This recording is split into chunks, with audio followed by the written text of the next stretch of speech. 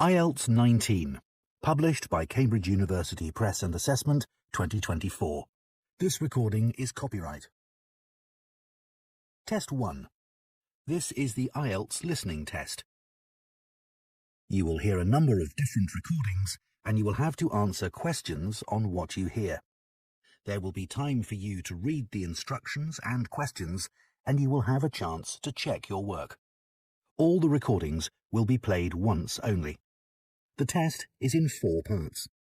At the end of the test, you will be given 10 minutes to transfer your answers to an answer sheet. Now turn to Part 1. Part 1.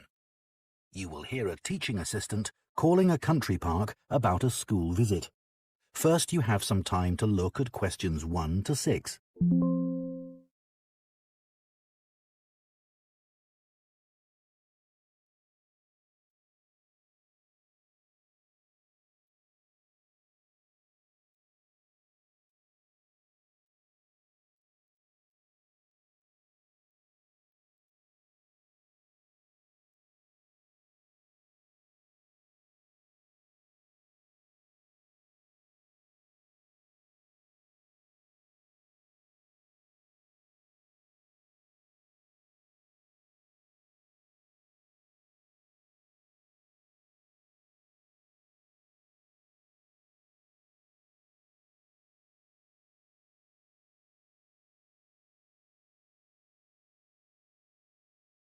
Of our classes.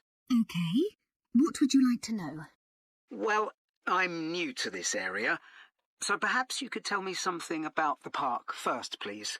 Of course. Altogether, the park covers 170 acres. That's 69 hectares. There are 3 main types of habitat: wetland, grassland and woodland. The woods are well established and varied, with an oak plantation and other areas of mixed species.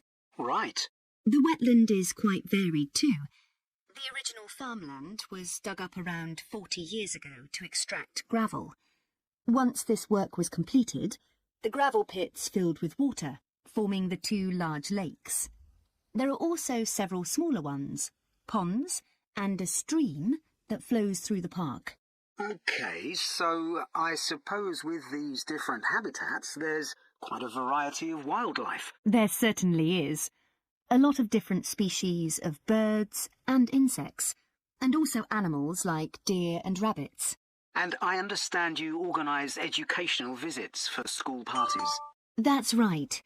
We can organise a wide range of activities and adapt them to suit all ages. Can you give me some examples of the activities? Well, one focus is on science, where we help children to discover and study plants, trees and insects. They also collect and analyse data about the things they see. Another focus is on geography. The park is a great environment to learn and practice reading a map and using a compass to navigate around the park. Do you do anything connected with history? Yes, we do. For instance, the children can explore how the use of the land has changed over time. Then there's leisure and tourism. That focuses on your visitors, I would imagine. Yes, mostly.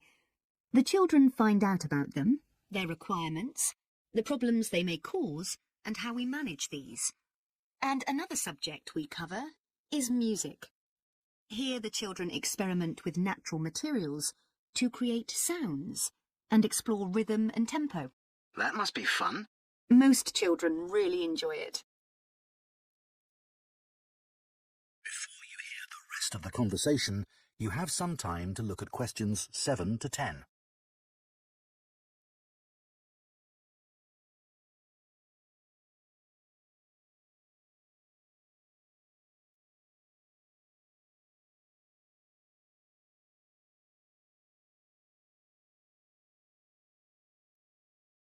Now listen and answer questions 7 to 10. And of course, all the activities are educational too. Learning outside the classroom encourages children to be creative and to explore and discover for themselves. I would imagine they get a sense of freedom that might not be a normal part of their lives. That's right. And very often, the children discover that they can do things they didn't know they could do, and they develop new skills. This gives them greater self-confidence. It sounds great. So, what about the practical side of it? How much does it cost for a full-day visit? We would expect to bring between 30 and 40 children. If there are over 30, it costs £4.95 for each child who attends on the day. We invoice you afterwards, so you don't pay for children who can't come because of sickness, for example. There's no charge for leaders and other adults, as many as you want to bring. That sounds very fair. Well, thanks for all the information. I'll need to discuss it with my colleagues, and I hope to get back to you soon to make a booking. We'll look forward to hearing from you. Goodbye. Goodbye, and thank you. That is the end of Part 1. You now have 1 minute to check your answers to Part 1.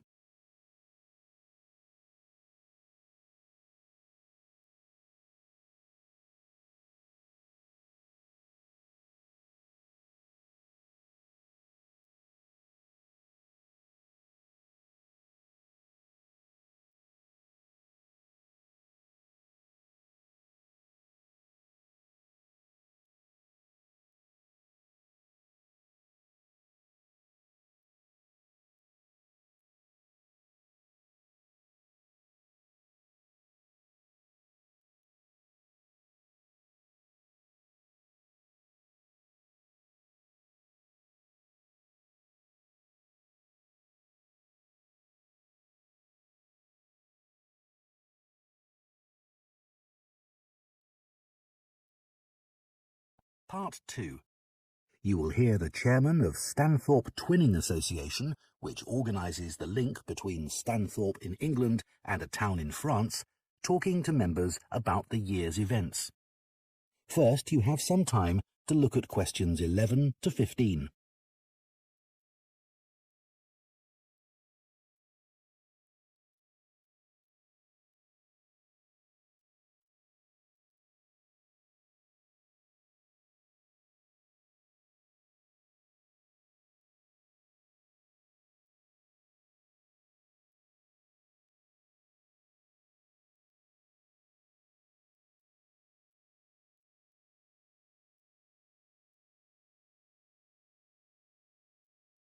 Now listen carefully and answer questions 11 to 15. It's great to see so many members of the Twinning Association here tonight. Since the twinning link between our two towns, Stanthorpe here in England and Malat in France, was established, the relationship between the towns has gone from strength to strength. Last month, 25 members of the association from Stanthorpe spent a weekend in Malat. Our hosts had arranged a great programme. We learned how cheese is produced in the region and had the chance to taste the products. The theme park trip had to be cancelled, but we all had a great time on the final boat trip down the river. That was the real highlight. This is a special year for the association because it's 25 years since we were founded. In Malat, they're planning to mark this by building a footbridge in the municipal park. We've been discussing what to do here, and we've decided to plant a poplar tree in the museum gardens. We considered buying a garden seat to put there, but the authorities weren't happy with that idea. In terms of fundraising to support our activities, we've done very well.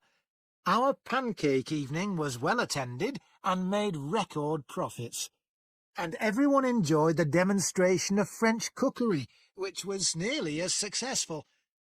Numbers for our film show were limited because of the venue, so we're looking for somewhere bigger next year. We're looking forward to welcoming our French visitors here next week, and I know that many of you here will be hosting individuals or families. The coach from France will arrive at 5 p.m. on Friday. Don't try to do too much that first evening, as they'll be tired. So have dinner in the house or garden rather than eating out. The weather looks as if it'll be okay, so you might like to plan a barbecue. Then the next morning's market day in town, and that's always a good place to stroll round. On Saturday evening, we'll all meet up at the football club, where once again we'll have Toby Sharp and his band performing English and Scottish country songs. Toby will already be well known to many of you, as last year he organised our special quiz night and presented the prizes. Before you hear the rest of the talk, you have some time to look at questions 16 to 20.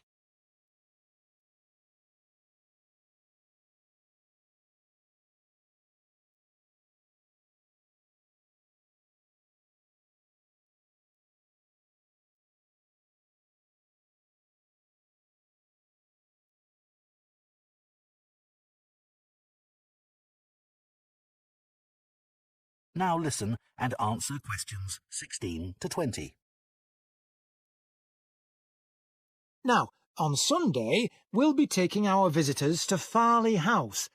You may not all be familiar with it, so here's a map to help you. You can see the car park at the bottom of the map. There's an excellent farm shop in the grounds where our visitors can buy local produce. It's in the old stables, which is the first building you come to. They're built round a courtyard, and the shop's in the far corner on the left. There's also a small cafe on the right as you go in. I know that one or two of our visitors may not be all that mobile. The main entrance to the house has a lot of steps, so you might want to use the disabled entry. This is on the far side of the house from the car park. Children will probably be most interested in the adventure playground. That's at the northern end of the larger lake, in a bend on the path that leads to the lake. There's lots for children to do there. There are a number of lovely gardens near the house. The kitchen gardens are rectangular and surrounded by a wall.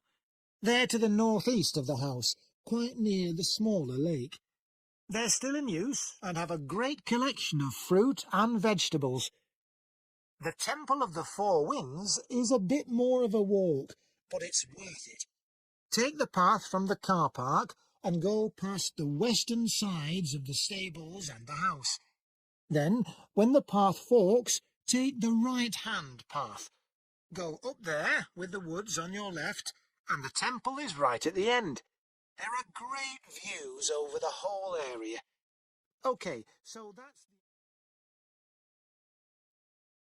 That is the end of Part 2. You now have 30 seconds to check your answers to Part 2.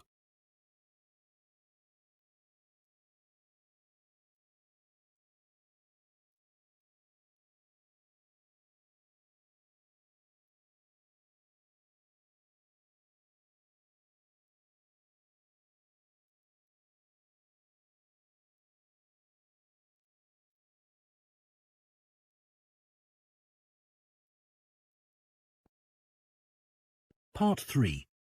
You will hear two food science students called Marie and Colin discussing their final year projects. First, you have some time to look at questions 21 to 24.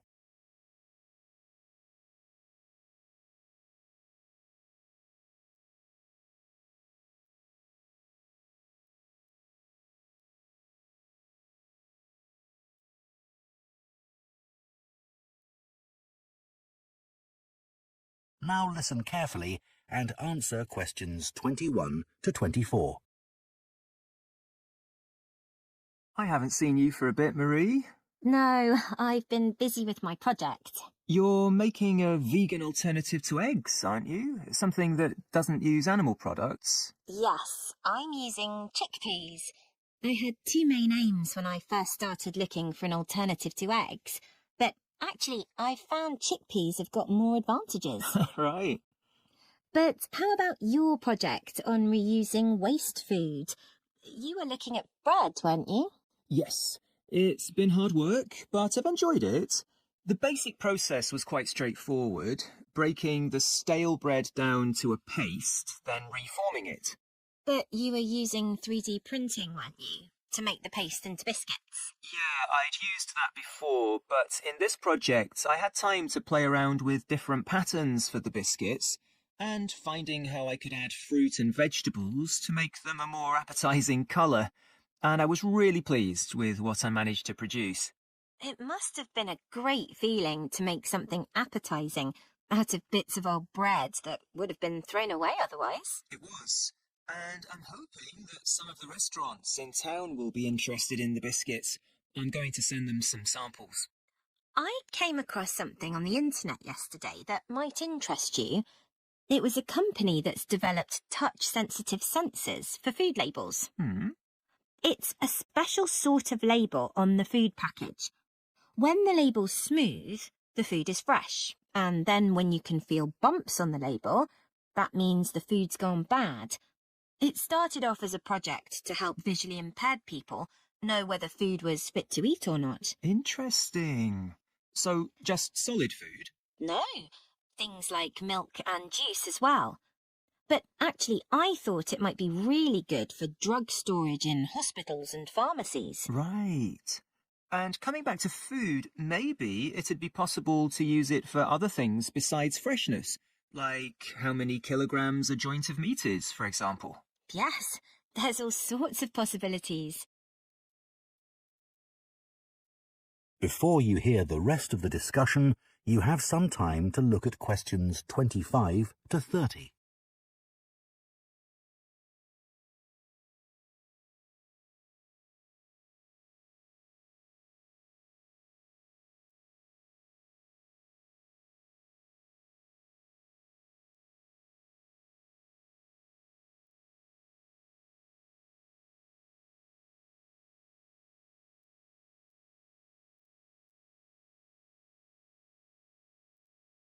Now listen and answer questions 25 to 30.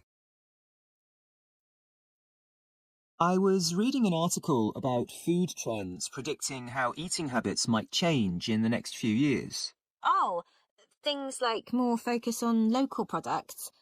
That seems so obvious, but the shops are still full of imported foods. Yes, they need to be more proactive to address that. And somehow motivate consumers to change, yes. One thing everyone's aware of is the need for a reduction in unnecessary packaging. But just about everything you buy in supermarkets is still covered in plastic. The government needs to do something about it. Absolutely. It's got to change.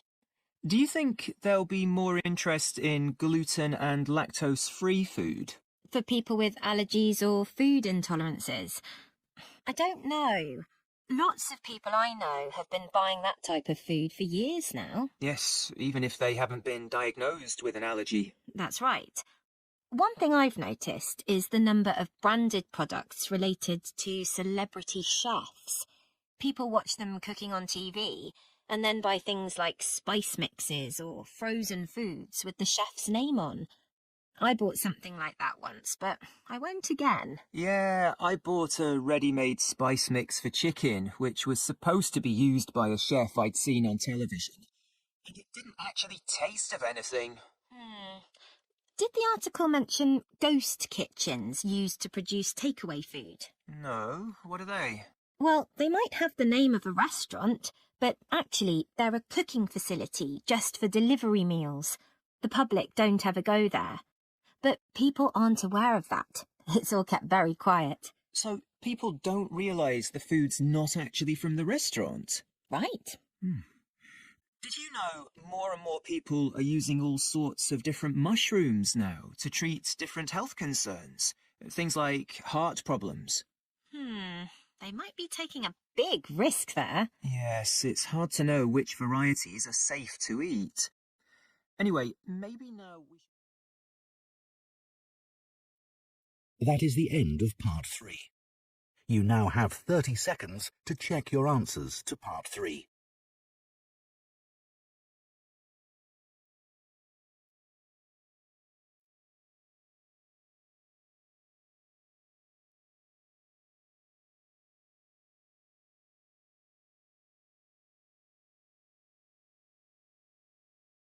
Part 4. You will hear an archaeology student giving a presentation on an important site in Ireland called the Cagey Fields. First, you have some time to look at questions 31 to 40.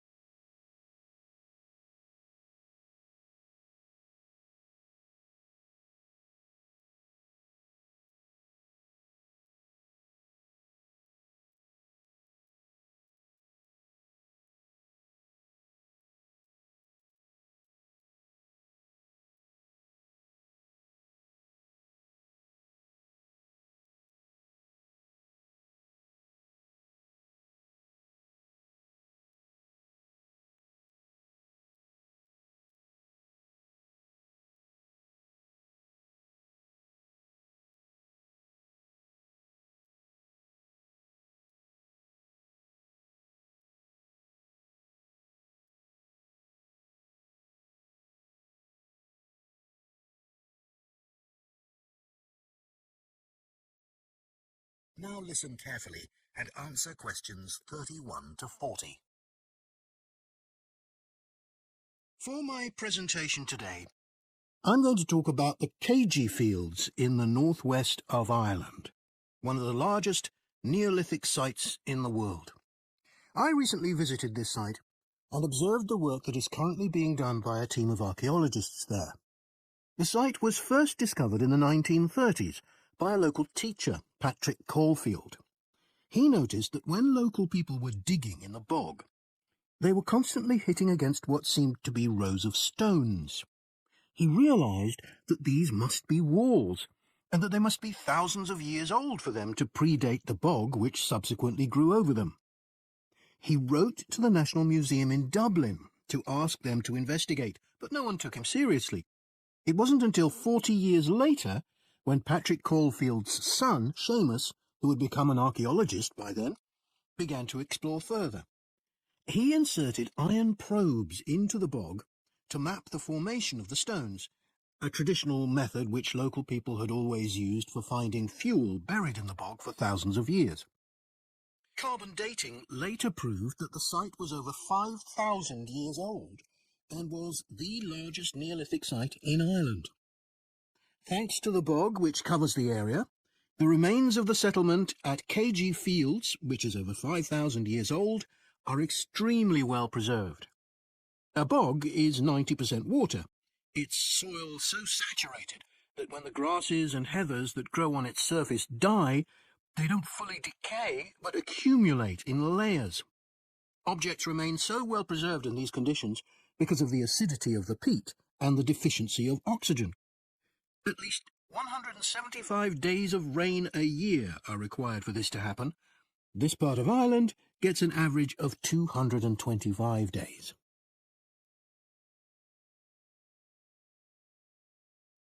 The Neolithic farmers at Cagey would have enjoyed several centuries of relative peace and stability. Neolithic farmers generally lived in larger communities than their predecessors, with a number of houses built around a community building. As they lived in permanent settlements, Neolithic farmers were able to build bigger houses. These weren't round, as people often assume, but rectangular, with a small hole in the roof that allowed smoke to escape. This is one of many innovations and indicates that the Neolithic farmers were the first people to cook indoors. Another new technology that Neolithic settlers brought to Ireland was pottery. Fragments of Neolithic pots have been found in Cagey and elsewhere in Ireland. The pots were used for many things, as well as for storing food. Pots were filled with a small amount of fat, and when this was set alight, they served as lamps. It's thought that the Cagey Fields were mainly used as paddocks for animals to graze in. Evidence from the Cagey Fields suggests that each plot of land was of a suitable size to sustain an extended family. They may have used a system of rotational grazing in order to prevent overgrazing and to allow for plant recovery and regrowth. This must have been a year-round activity, as no structures have been found which would have been used to shelter animals in the winter. However, archaeologists believe that this way of life at Cagey ceased abruptly. Why was this? Well, Several factors may have contributed to the changing circumstances. The soil would have become less productive and led to the abandonment of farming. The crop rotation system was partly responsible for this, as it would have been very intensive and was not sustainable. But there were also climatic pressures too. The farmers at KG would have enjoyed a relatively dry period, but this began to change, and the conditions became wetter as there was a lot more rain. It was these conditions that encouraged the bog to form over the area, which survives today. So now I'd like to show you some... That is the end of part 4. You now have 1 minute to check your answers to part 4.